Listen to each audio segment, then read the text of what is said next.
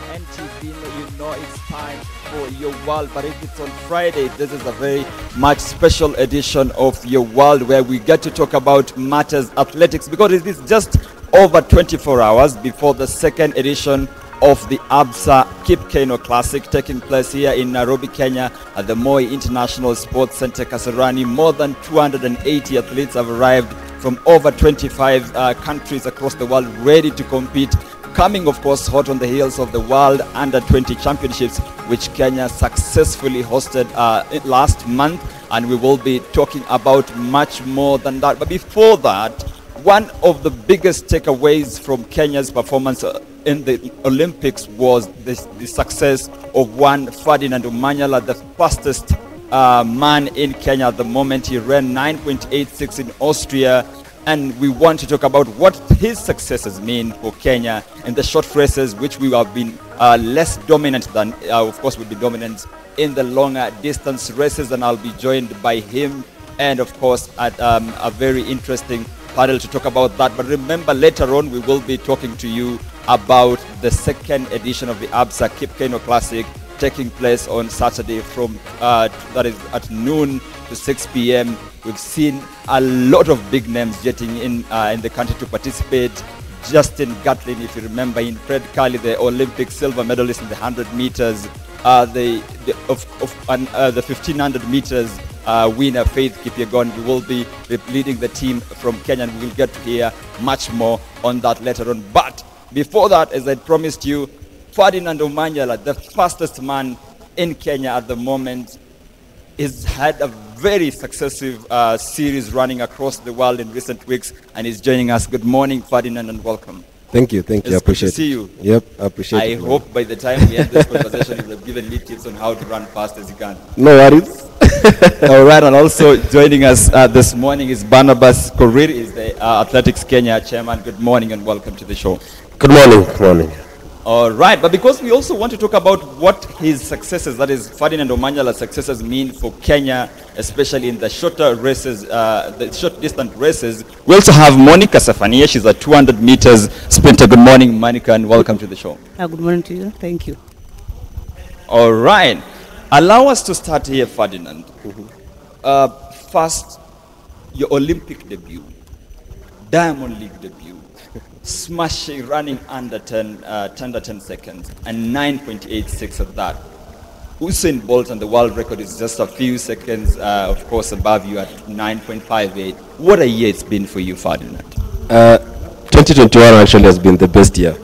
It's been a year that any athlete will want to live, and for me, I give it back to God, because without God, nothing could have happened this far. So it's been a great year for me, and I prepared. Let's say Corona was like a blessing to me because I trained for like 6 or 7 months without any competition, and we managed to take care of everything. We managed to improve on everything, every mistake that we had. We managed to put that into strength, and you know, the season has been what it has been. Yeah. If you look back at January this year, would you think you'd be where you are today? No one will have ever thought that I could be where I am now, because when I started January, it was about living the moment. It was not about thinking about what will happen or what could have happened. It was about getting every race you get a chance to compete. Corona taught me that when you get a chance to compete, use it well. Because we competed on one weekend, and then the next weekend everything was shut down. So when you get a chance to compete, use it well. So that was the main thing that I was doing this year. Okay, Barnabas, let me just get to hear from you your reaction to what the year has been, how the year has been for Ferdinand. Yes, as he has put it, I think this year has been great for him, and also not only for him, it has changed the dynamics of athletes in the country. The Kenyans now believe that they can also compete internationally in the sprints with the other top athletes, and I'm sure that as we go ahead, there will be more athletes that will be interested in running in the sprint, and this is what we really want, and to ensure that we support. And when I look back early in the year, nobody would have even imagined that he was going to run fast. But absolutely. I remember one thing, that when I saw him running in Kasarani and also Nyayo, I actually told him that this year you are going to run 998. I didn't know that he was going. He was going to do run even above that. Yes, and run 9:86. So we are really excited, and I'm sure that with this performance, we are going also to encourage more young athletes to take part in sprints. And speaking of young athletes, we have Monica. Monica, good morning. Let me just get to hear from you. How long have you been running the short distances? We know you transitioned, I think, from you were playing football before, right? Yeah, I was a footballer. Okay. At what time did you make up your mind to go for 200 meters and shorter races? Actually, 200 meters, I changed my mind last year. That is November. When I had, we have world relays in Poland, whereby people will participate in 4x200. There was no 4x1. So Ferdinand being my training partner, he used to encourage us to do more in sprints and participate well and train. We are going to follow his footsteps. He has opened doors for us. We believe now that everything is possible. More so, our chairman, he has really struggled for us, for sprinters. We believe things are going to change. In fact, they have already changed. Seeing Ferdinand running 9.8 is not easy. So things have changed. And that's important because, I mean, if you look at our successes as a country, they've always been focused on the longer distance races. And, I mean, the people who run short 100 meters, 200 meters sometimes, with no bigger medals, gold medals, silver medals coming in the competition that we participate, you just feel a bit more discouraged every year because there's not so much coming in from the races that you participate in. Yeah, indeed. People believe that in Kenya we have middle distance, long distance. They had discouraged us from participating in sprints. But now things have changed. Seeing our Olympic, he went to semis. Now we believe through training smart, believing in ourselves, we can make it. Now we have this event, Keino Classic. Yeah. We are seeing big names like Gatlin. I have never seen him one-on-one. But through Ferdinand, they have made this race to come in Kenya. So things have opened for us. Yeah. We believe we can make it. Okay. Ferdinand, let me come back to you because even before we get to the heroics of the Olympics, what happened in Austria and literally your debut in the Diamond League, you had a journey that you have traveled. And at one point, you didn't even know you were going to participate. There were issues about if you were going to run independent. You had to go all the way to South Africa, I believe Nigeria, to try and make sure that you get that spot in Tokyo. Talk to us about that period where you needed to be patient and persevere before eventually things worked out for you. Okay, now that's in the past. Yeah. We are in good terms with the Keino, so I believe we are now, everything is straight, and I thank them actually for making a call to World Athletics, 1200 meters, including the Keino Classic. It's a big thing.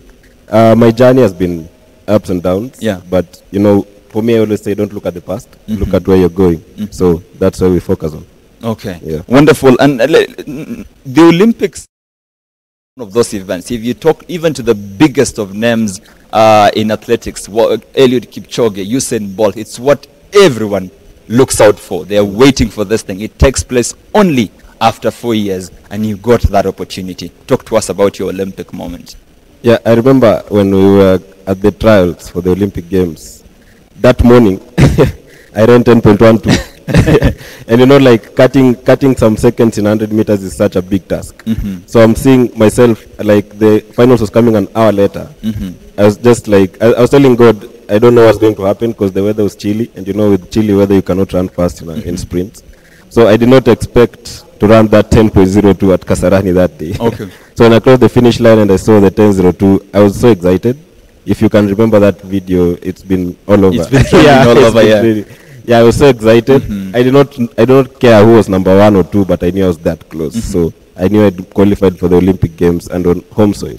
So just getting that qualification first was a big thing. Yeah. Because being an Olympian, it's such a big name that every athlete will want to associate with. So qualifying for the Olympic Games was a big thing for me. Okay. Yeah. But even before I come back to your heroics at the Olympics, Barnabas, he's just spoken about making the cutoff where you can now qualify to the Olympics because of the time. At that point, what did it mean for you to see now that we are going to finally have people participating in the Olympics in the 100 meters men? Yes, before we went for the trials for the Olympics, Yeah. Ferdinand had already ran in Nigeria, and he had run the South first Africa. time also, and actually we thought maybe that was a national record. But before that, I can tell you, I want to tell him, and I asked Ferdinand, you are not going to count the race in Nigeria. You must qualify in this one, because the other one, we are not sure whether it has that race has been certified, so you must make the time in this event. And that's exactly what he did. And Ferdinand, that bit about running a record time, but it's because of challenges here and there, it's not recognized. What does that do you? Where did you get the mental energy to stay positive? And again, even as he says, he told you we are not going to recognize that, but you need to prove yourself once again. So it's me who ran that time. Yeah, It's not anyone anybody else. else. Okay. So I had the confidence in me that I'm going to run that time more, even better. So when I was told that the field was not ratified and they had issues with the federation in Nigeria, I said it's fine. It was a good outing. It was a good experience. But I'm going to break that again. So I did not have anything holding me to it.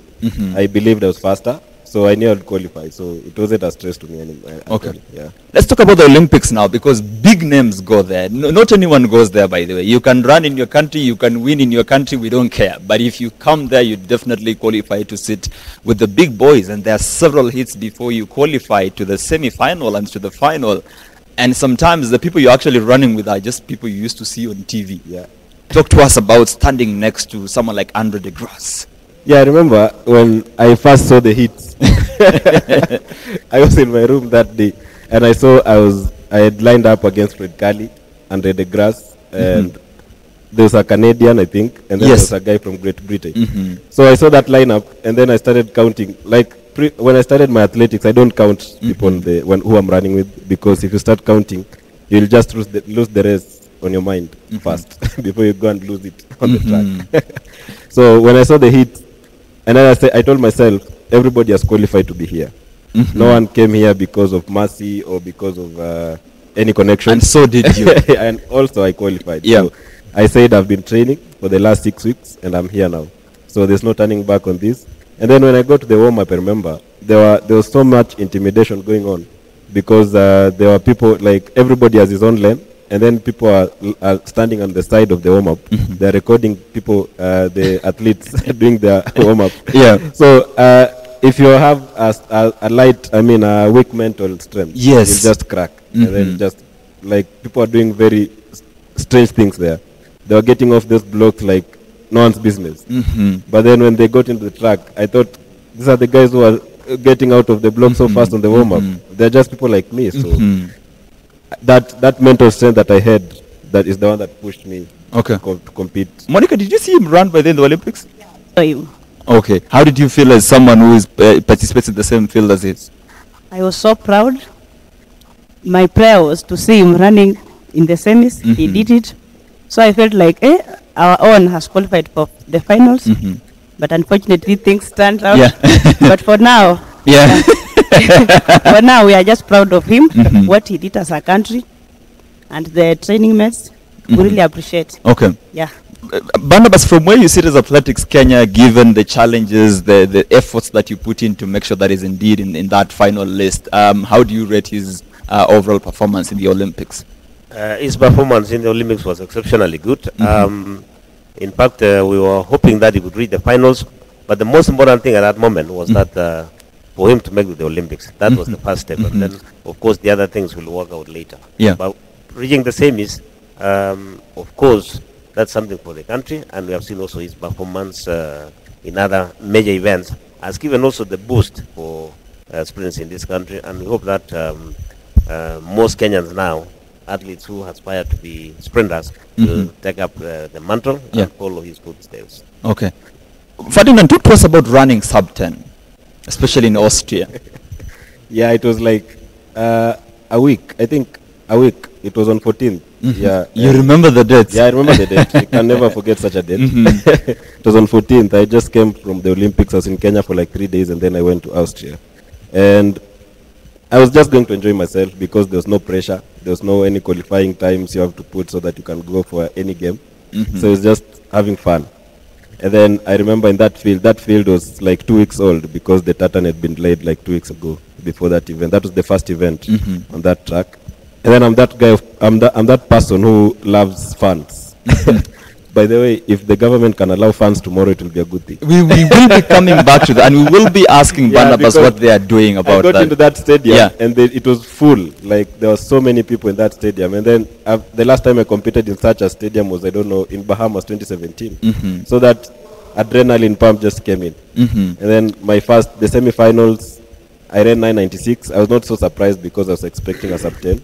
But then the 986 was something else. Something else. Yeah, that was something else.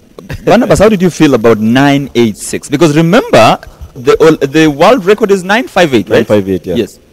You know, when I saw the results pass, I had not even had it. I looked at it and I said, but is it that I'm trying to imagine that you're supposed to run that? Actually, I looked several times and then I had to confirm from somebody that actually ran 1086. That is extremely fast. And it was really impressive.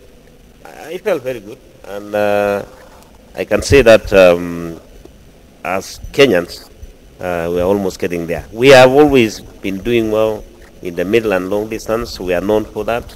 And some mid promoters, even World Athletics, have also insisted that we should now focus on the sprints. But the problem we are having, of course, as a country is the stadiums that are not, and facilities, infrastructure which is not there. But we are also happy that the CS and the PS have done a very good job in ensuring that at least the stadiums are being built. Some are not complete, but we are sure about that. And I can go back also and discuss the issue of the preparation. When the team of Omanyala and the others were preparing for the relays, we asked as a federation the government to support through the National Olympic Committee as they prepare for the Olympics. And they were given the support to stay in Kasarani, and that is exactly we see now the results that are coming in. If we have enough resources to focus on the infrastructure and to ensure that we have enough stadiums and also the equipment that our sprinters will use, I can tell you that Kenya will win always the championship, because we are only relying on middle and long distance. But if we focus on the sprints and the field events, and with the support from the government and the equipment that is brought in, we give the chance to our athletes. I am sure that we have the talent that can also perform wonders, just like also their partners in middle and long distance. And definitely you have introduced a very important perspective, which is our, let me call it for lack of a better word, under performance in terms of short distance races as compared to middle and long distance. And there's always been the conversation of exactly where is the problem. So maybe we can start with you, Monica. For how long have you been running 200 and 100 meters? Yeah, for 100 meters I started in 2014, then 200 last year, 2020. Ferdinand, and you? I started in 2016. 2016. Yep. For both of you, as active participating athletes, before I cross over to Barnabas, where do you feel the challenge has always been with regards to our performance in this kind of races? Yeah, for me, first it's training facilities. Yeah. For now, like accessing the stadiums, those blocks, electronic timings.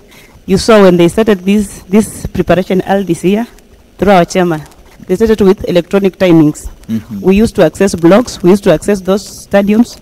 So we had to gain confidence, believing in ourselves, like Ferdinand. He said, when I get those electronics, I'll run my best time. You know, hand timings, it can't give you a go ahead. You don't know if it is the exact time or we are just running because of wind. So I think if they give us those electronic timings, training facilities, blocks, we can do better. And is that what you would say is the biggest challenge facing you right now? Exactly. Yeah, and then even accessing those fields. If you are not employed, you need to pay. So if the government can allow us, we train freely. We access those training facilities freely. We can do better. Barnabas, I hope you're taking them down because, Yes, I know. What she's saying is exactly what they have been going through. It has been very difficult for the athletes, also for the sprinters, to access those facilities. But because of the 120, which was done in the last few weeks, a very successful event, the government invested a lot in the infrastructure, the implements that our athletes can use.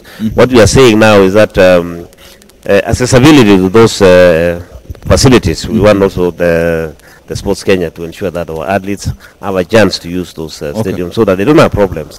What we also request the government is to ensure that the institutions that run sports facilities are receptive to the needs of the athletes, so that when they ask for to use the stadiums, they should be able to access without any problem, so that we don't have to be called all the time that this athlete requires to go to the stadium, and therefore we need to provide this and that. So we need full accessibility to the stadiums for our athletes, and to ensure that the equipment that has already been procured by the government for the 120 and any other equipment that is needed, both in stadiums in Nairobi and other areas, are given to the athletes. And I'm sure, and I can assure you that the talent is there, the athletes are ready, and our Kenyan athletes work so hard to do very well, despite the challenges that they face. And I'm asking this question because definitely there's always been a feeling out there, I don't know how valid it is, but that in as much as our athletes are very, very extremely talented in athletics, we tend to rely so much on the talent, and we believe that they are extremely talented, they are going to perform extremely well, even when we invest, we don't invest adequately. Unfortunately, as Kenyans, we have taken it for granted that they are always going to do well. We have not put into account the challenges that our athletes face, the investment that they have to use in ensuring that they do well. Especially the sprinters. It is very difficult for them to procure or to get the equipment that they use unless the government can support. It's very easy for the long distance and the middle distance to go and run out there in the field. But for the sprinters, they need the stadiums, they need the gym so that they can build their strength, conditioning, and without those ones they cannot do well. That is why sprinting has always been behind. And with the field events also, those are the technical events that require a lot of support from the government, from the federation, and from sponsors. I have seen also like Absa now coming on board. We have to encourage them, so that it's not only the government that we rely on. We need also the sponsorship from the well-wishers and from corporate bodies to ensure that we up our game in athletics, so that we can always be at the top of the world. Okay. Ferdinand, you've been running this, you've been preparing for this, or at least running this short distance races since 2016. What is the biggest challenge? What really bothers you a lot about when you your participation? So what I've learned this year is that competition is the best training. So what I'd like to urge Athletics Kenya is to start the competitions early, because previously people have been competing like let's say 5 events in a year. For a sprinter, that's very small. I mean, it's very limited. So like this year, they started the competition in January, which was a good thing. It was a very good platform for sprinters. So if they can be putting these competitions oftenly, like every month, it could be very nice, because you know, in competitions, when you're going to run 100%, you can never run 100% in training.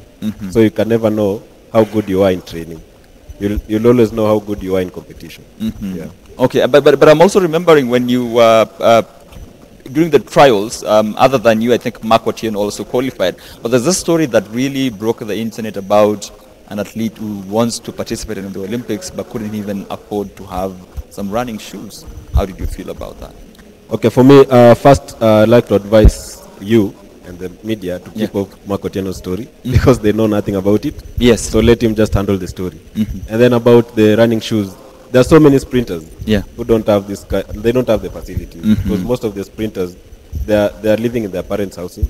You find that they are not well off, so you find that they cannot buy for themselves. These spikes are very expensive. The cheapest you can find in Gikomba is 2,000 shillings, and the expensive goes up to around 30,000. So you can imagine if someone cannot afford such shoes. So through initiatives that may come in later, you can start distributing the shoes to sprinters, those who do well. Because if you see, there are some, if you go for the weekend meetings, let's say in Mumias, there are many people who run with bare feet. So if you can go and see, this guy has been in top 3, he has made it in the Athletics Kenya meet. Give him a spikes, give him a shoe. Yeah. Okay, let me come back to you, Barnabas.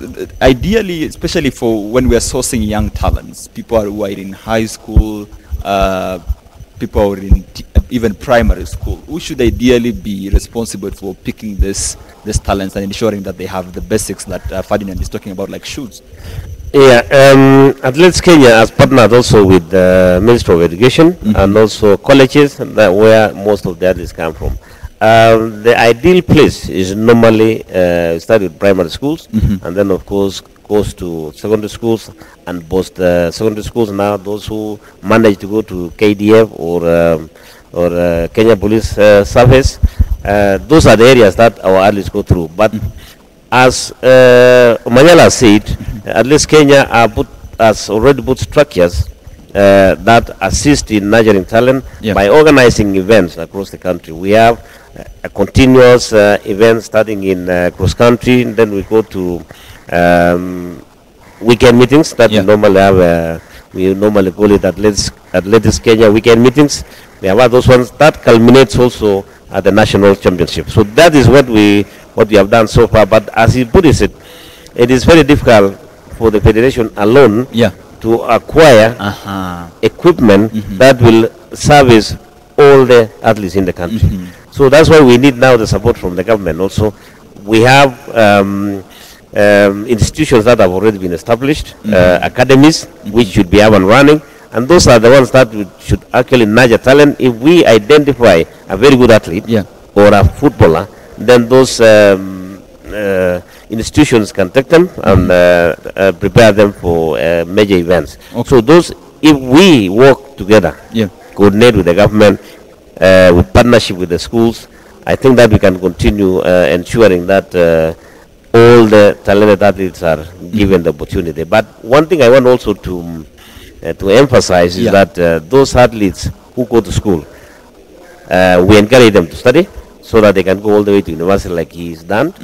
And that is now, it gives them, the athletes, to have an opportunity to actually learn how they can also manage themselves. We have top athletes, and sometimes they might not even be able to manage themselves, but the education also with a system to ensure that they program their lives. Allow me to challenge you on that a bit, because sometimes if we wait for someone like Ferdinand to go to the university, by the time you're in campus, you're 20-something, right? So, I mean, you're already probably halfway through your career. No, I think you didn't get me well. What I'm saying is that we are encouraging from primary schools, secondary schools, all the way to university. We are not saying that you wait for them until they go to university. The only thing that we can have them is that if an athlete now is in primary schools, they start doing very well, they win medals like the other under 20 they did the other day. We don't encourage them to stop going to school. That is now the platform that they can move ahead and go to higher levels. And if you combine athletics and education, that's exactly what we want, because if you stop going to school and you have not really learned how to manage yourself, that is where the problem comes in. And eventually that you find athletes that they have done so well and then they disappear because they don't have that knowledge, the capacity to plan for themselves. Because if you have an athlete that will wait for someone else to manage them without even making an input for themselves, that is where major problems that we face at the end of their career, our athletes go through. Okay, thank you. And the reason why I'm touching on support is because it's not just financial, by the way. You mentioned that you transitioned from rugby. For how long had you been playing rugby? I played rugby for 3 years, since I was in Form 3 in high school. Okay. At what point did you decide going the other way? Okay, it was like, because I knew athletics was money, so my goal was to come in athletics for like 6 months or 7, and then go back to rugby because I really loved rugby. But then I don't know, 5 years have gone down the line, I've not gone back to rugby. But I've now developed a love for sprints. So the transition was just to come and get some cash in. Okay. Was this a personal decision, or did you have a coach who actually maybe advised you that you might do well in athletics? Actually, it was a friend who noticed my speed on the field, and then he advised me to go and try one of the weekend meetings. So I went to Mumias. Okay. And then getting to Mumias, I performed very well. And I said, if I can come from nowhere and beat these guys, so let me take it up. And now from Mumias all the way to Tokyo, what a beautiful journey. Maybe, Monica, for you, you mentioned that you played football. Yeah. At what point did you decide that I'm going to run? What informed your decision? Was there a coach who guided you, or did you just wake up and realize I'm actually faster than I can play football? No, actually, when I joined Erek TTC, there, they like sports in TTC. Mm-hmm. So I was a good footballer. In fact, a winger, number 7. Ah. So actually my lecturer tried to convince me and said, if you can sprint from point A to point B, actually you are a good sprinter. But I had no passion in athletics. Along the way, he encouraged me to start running. So I participated in 100 meters, 200, in fact even 800 meters. Though I did not have the best time. So from there I became the best athlete in Western region during teachers colleges championship. Yeah. So I started gaining passion to start running. So when I joined police, they also said you can do good in sprinting. That was 2014. I became number 3. So I saw I can do. There's something good here that you can do for yourself. So yeah, along the way I've been running. Last year I started 200 meters. This year I managed to participate in one relays in Poland. So I know something good is coming on the way. We have a resource person who is Ferdinand Omanyala. He has all the secret behind sprinting. We can make it. And now you're going to be running in the Absa Keino Classic alongside big names like Olympic silver medalist, that is Namibia's Christine Mboma. Are you going to be running the 200 meters? Yeah, in fact, it's a big privilege to me. Running with big names, Marceling is there, Mboma is there. Yeah, being my first race, individual race. In fact, it's a privilege. But I'm not worried about them. I'm going to do what I can. I know I'll do my best. It will be an experience for me. I'll gain more experience from them. So we expect the best. Speaking about not worrying about names, you grew up, and I think idolizing people like Johan Blake. Yeah. And the other day you just beat him, Bila Adabu. Surely. Who really beats their role model? Yeah, it was a very good experience actually, running against him and looking at the big screen at the Olympic Stadium and seeing you're coming 3rd and he's coming 6th.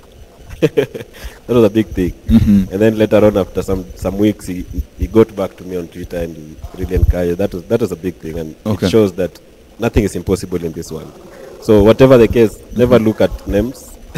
Names are just written alongside the times that people have run their personal bests. It may be 10 years ago, but it doesn't matter. What matters is now, the moment. Okay. And now you're going to be running again against Justin Gatlin. Yeah, the same thing. Fred Curley. Yeah, the same thing. So these are just names. Yeah. If you get there, heads up, it's about the moment. When you get to the track, all the respect is gone. Respect is outside the track. When you get the track, is who will get to the finish line the first. You mentioned that part of the reason you really did well in Austria was because there were fans in the stadium. But now you're going to run on home soil. Yeah, and like running on home soil behind closed doors doesn't matter. Okay. Lakini siwe unajua kona hapa kama kuna mahali watu ukaa chini wewe, you are a bit familiar with the track. Yeah. Actually, it's my training ground, so I have an advantage, and because again it's home. I mean, people are watching. I mean, it's home. Yeah, unacheki dogi kiko huko nje yezi kanyaga kwao. Okay. All right. Let me bring in Barnabas, because earlier on he had given the request of having the fans in the stadium. Yes, he has already met his case. I'm sure that the leadership have already seen and heard what he's requesting. And in the last few weeks, we have received so much request for the fans to show up. But then we are also aware of the COVID protocols that we are facing as a country. And we want also to stick to those rules to ensure that we don't break the rules. But given the opportunity, we have also the systems that can ensure, just like last year, that there's no problem with the management of those who want to show up at the stadium. And Kasarani, the national stadium is huge. It carries more than 60,000 fans. And if you spread those fans within the stadium, even if you put 10,000, it will be just like a drop in the ocean. So it's not going to affect anything. Okay. And I have also had comments also from the university students. You know that he's also from the university, and they're excited to see him running, especially with Justin Gatlin in this country also, Promel also being here. The top of the top are here in Kenya. Yeah. And the Kenyans really wishes that they should be allowed to follow those COVID protocols to ensure that they don't break those rules, but they stick to the guidelines that will be given. I'm sure that it is not going to raise any issue. When you come here also, before he ended, because he had not checked into the hotel, he had to go to be tested this morning to get the PCR and also ensure that everything is okay with athletes who are here. So we are not going to compromise the protocols. We are going to follow that. But however, I attended this Brussels meeting in Belgium. Diamond League. I was not able to see him there. No, I was there. I met him there. I met them there. Sorry, and I think, and you can imagine the number of people who are there. Yeah, it was full actually. It was full. It was Full. Full. It reminds me of 20. And then, was it 2017 when we had the World Under 18 years? Yeah. So the next week again we had the Zurich meeting, and it was completely full. I think it's also that. And so you can see now that the dynamics, and I'm sure that it is not going to really affect that much if some people are given to attend, and there are kids that can also be managed well without any problem. So we are waiting to see whether that can be granted, but of course we have to follow the protocols and the guidelines given by the government. We are not going to break that if it's not allowed, but of course we are still asking the authorities to see and to find ways of granting him his request. Okay. So Monica, you mentioned Masilingi, you mentioned Boma, really big names. What have you learned from Ferdinand, especially the issue of not caring about how big your name is out there? What I have learned from Fadi, just believe yourself. Be yourself, have confidence when you are going to that blocks. Know that you are the best from your country and you can make it. Okay. Yes. And as he said, you are there for a reason. No one was rigged. But Ferdinand, really, I mean, it's been an amazing year. It's undeniable. Several successes. We can only imagine what is how the future is bright for you. But really, from where you sit, what next? Tomorrow is what next? After okay. After tomorrow, I'll take a break. It's been a long season, so at least I'll take a break for my body to rejuvenate and get the strength back for the next season. Next year we have, starting with the Indo Championships, you have the African Championships, the World Championships, and then the Commonwealth Games. All these games, I want to put Kenya on the map. I want everybody now to believe that Kenyans have sprinters, and to encourage all these kids out here. There's so much talent in Kenya. There are so many people who run fast in rugby pitches and football pitches. So if these guys we can get even 10 people, 10 kids, just to switch to sprinting, then we'll have a very bright future in the next future. Yeah. Barnabas, I'm just listening to Ferdinand, and I want to see more Ferdinand Omanyalas. Absolutely. This is what the Federation, Athletics Kenya, under the leadership of Lieutenant General retired Tuwei, we have seen a lot of improvements in athletics. We have also ensured that all the support where AK is possible to give to athletes, they have done that to organize anything that is required for athletes. So we want to follow the performance of our athletes that they did in the last event, 120. At the moment, there's a committee that was set up by the AK president and with the support of the government to bid for World Championship 2025. They are going on now. As a result of the performance that we have had during 120, the success of this event also will give us an opportunity to be given more chances of organizing the events. In February next year, we have already been awarded cross-country series. It is a world series for cross-country.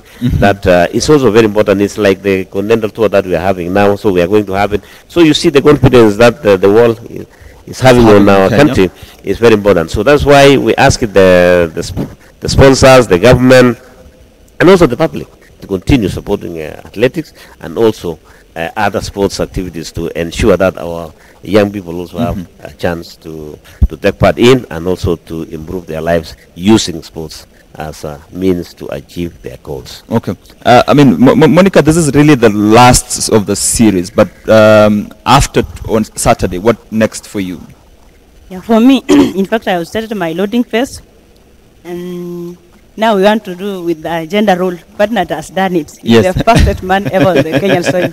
Now, it is not us as women to do what partner has done. What a man can do, we believe a man can do better. So we believe Yes. what Zelen Thompson, what Mashiling is doing, Boma, we know we are going to do it. It may not be tomorrow, but it won't take a long time. So are we seeing you in the next Olympics? In fact, I believe, I have confidence that I'm going to make it. Okay. Yeah, I'm just following his footsteps. All right. Yeah. Wonderful. But so Ferdinand, from where you sit then, given the talents that you mentioned, if you gave a figure of even 10 and what it would mean for the country, maybe from where we sit right now, is there something that you think as a country we need to do differently so that we can see more Ferdinand Omanyalas shining and putting the country's name in the global map? Okay, there's so much that the government can do, but it all starts with you. Yeah. The government can put in all the resources they have, but if you don't believe in yourself, if you don't have the confidence that you can do this, there's nothing that will happen. So it starts with the athletes themselves. Those young kids who are out there, they need to believe that this can be done. And now they have seen that it can be done, so it all starts with them. And then I always say, use what you have to get what you want. We've been running on Maram all that time, and look at us now. We're running on world stages. So use the opportunity, the little opportunities that you have, the weekend meetings that have been set in the country, use them to showcase your talent. And then after that, now the government can chip in. And the government, we need like the synthetic rubber tartans on every stadium in this country. All right. Because we can, as sprinters, there's no much need of going to run on Maram tracks. Like in Eldoret, I think there's two. The stadium, there are just two stadiums in Eldoret. Yeah. So if all these stadiums, I thank the federation for putting Kericho as a tartan track. So if this can be spread all over the country, then it will be so well. Okay. Yeah. But Barnabas, you mentioned earlier on that this is really a huge responsibility, and when the Ferdinand puts the country's name on the map, it's really Kenya that is shining. But you mentioned that this is a responsibility that cannot really be left to government alone. Talk to us about the importance of partnerships, especially with the private sector, in order to ensure that indeed we get to the levels that we aspire to get to. Thanks for asking that question, because from where I am, and also a former athlete, at least I understand the challenges that our athletes face. And we have to change the mindset as a country. The way we view our athletes should completely change, because most of the time, as I've said before, is that we only figure that how many medals are we going to win in the Olympics, in the World Championship, or any other championship that comes by. But we have not really put more efforts to ensure that our athletes, by the time they go to the Olympics, they have been taken care of. Yes. So our athletes actually need more focus from the sponsorship, from the corporate entities. We need more support from the government, and we have to really ensure that the focus is mainly on the athlete, so that athlete now can deliver. We don't expect an athlete now like him to do well, and yet we have not invested in that athlete. So we have to change the mindset as leadership.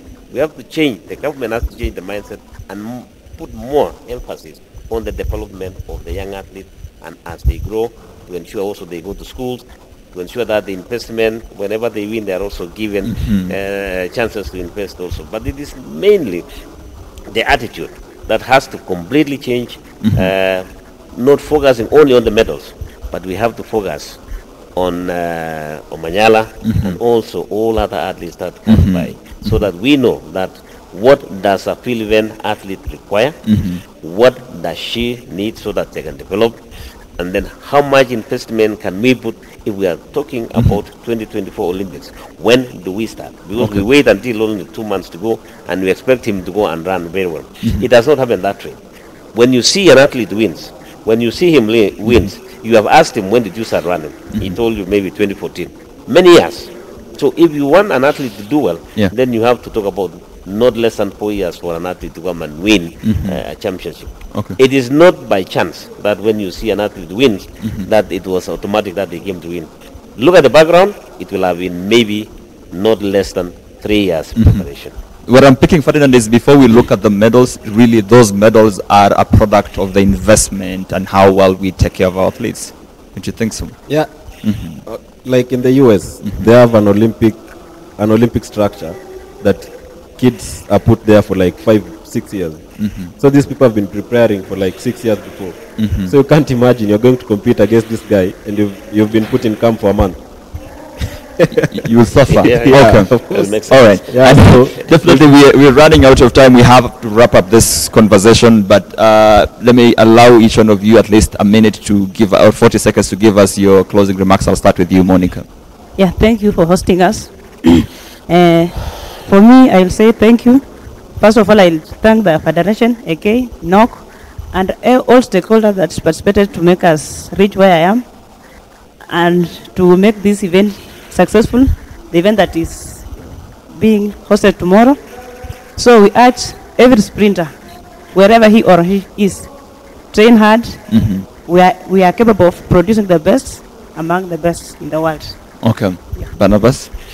Yes, mine goes to the leadership of the government for the support they have given us so far. Of course, we have to start somewhere, but we have seen the focus and the intention, the good intention that the CS and the BS and of course the leadership of this country in ensuring that the events like Keino Classic is brought here. This is almost 100% support from the government. The 120 is the same thing. So we know that the government is really there to support us, and we thank the government. We only require the support from the public, from the sponsorship, from the corporate bodies to ensure that these events continue being staged in this country. Okay. We are proud of the Keino Classic, which we have already here, and we want to maintain and to ensure that it now qualifies to Diamond League in the future. All right. Thank you very much. And Ferdinand, I'll allow you to close the conversation for us. Okay, first thing, which camera? I'd like to ask the government to at least allow fans tomorrow because On Saturday, yeah, yes. it's the last event of the season actually. And it will be entertaining and it will be so much fun. Yeah. Yeah, it's a 9-second thing, but it will be engraved in people's mind like forever. So, fans, man. And then another thing is, I like to promise Kenyans that we're just getting started on the sprints world, and we are hoping for very, very big things ahead, not just for me, but so many other athletes again. And then another thing is to encourage people never to give up. In life, there are so many challenges. In life, there are so many blows. Like, All right. Yeah, so never give up. Just continue pushing. One day, the doors will open. Okay. Yeah. If you've been listening to Ferdinand, never give up. One day the doors will open. And of course, it's also called on the government to make sure that perhaps they can allow even a few hundreds of fans who can join them for the second edition of the Absa Keino Classic, coming to you live from the Moi Sports Center, Kasarani, on Saturday. But if that doesn't happen, remember you can still get all the action live and free as usual on your top station, that is live on NTV from 12 noon on Saturday. That's where we leave this discussion. We've been talking about Kenya's heroics, Ferdinand Omanyala's heroics in the Olympics, the Diamond League, and what it means for Kenya's progress, especially in short distance races. Many thanks to my guest this morning, Ferdinand Omanyala, the fastest man in Kenya, 100 meters sprinter, as well as Monica Safania. She's a 200 meters sprinter in Kenya. She will be participating on Saturday. You will see her facing off with, of course, competitors from other countries, as well as, of course, Barnabas Korir is the Athletics Kenya chairman. We go for a quick commercial break, but when we come back, we talk about the nitty-gritties about the Absa Keino, of course, classics this Saturday. But we're still live from Ole Sereni Hotel here in Nairobi, and we will be, of course, continuing our conversation after this quick break.